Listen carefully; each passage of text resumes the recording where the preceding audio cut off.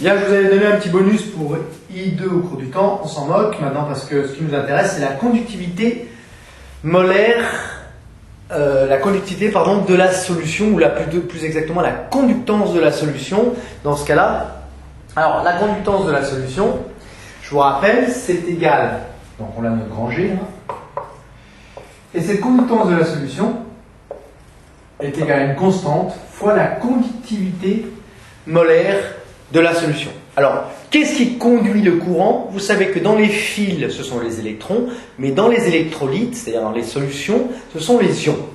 Donc, on a ici écrit tous les ions avec leur conductivité molaire ionique à chacun, c'est-à-dire lambda 1 pour S de 8 de moins, lambda 2 pour I moins, etc., etc.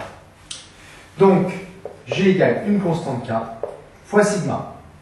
Or, sigma, c'est la somme des conductivités molaires ioniques des espèces chimiques petit i fois leur concentration molaire C.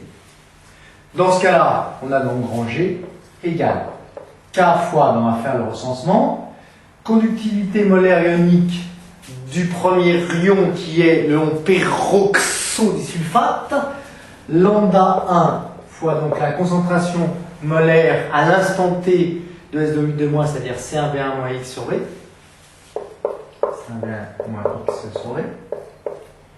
Plus la conductivité molaire ionique ici de I-, des ions iodures, qu'il faut connaître. Hein. N'oubliez pas de vous faire un petit lexique dans lequel vous mettez tous ces ions à connaître, fois la concentration molaire de I- à l'instant T, c'est-à-dire C2V2 moins 2X sur V.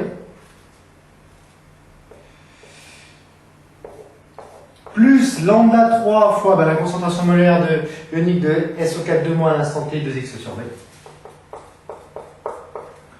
Plus lambda 4 fois la concentration molaire ionique des ions K+, même s'ils sont spectateurs, attention, ils sont spectateurs dans la réaction chimique, mais ils conduisent le courant.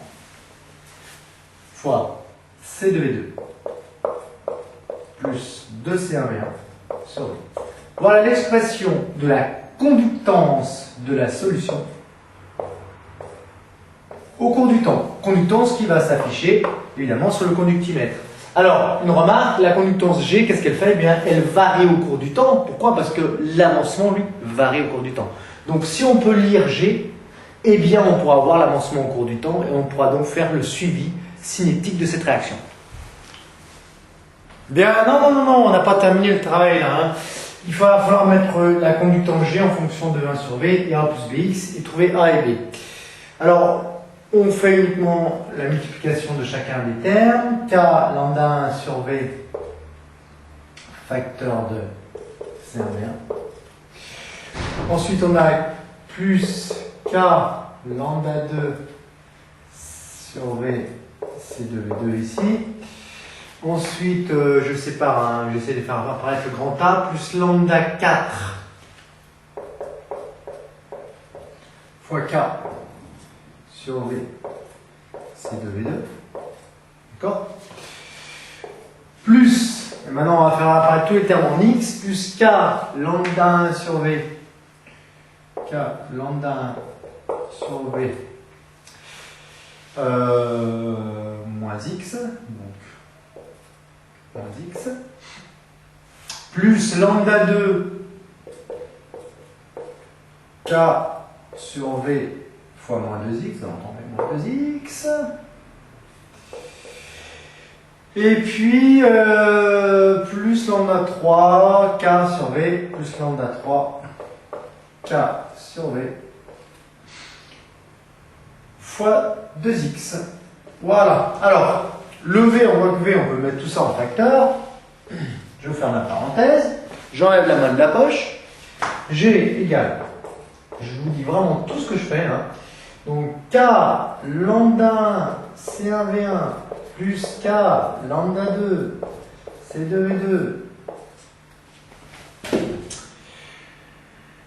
plus K, j'ai oublié le lambda 4 C2V2 plus 2C1V1. Oh là là, plus 2C1V1. Attention à ça. Hein. Donc plus lambda 4 K C2V2 plus 2C1V1. Voilà. Donc, tout ça, c'est quoi? Eh bien, c'est grand A.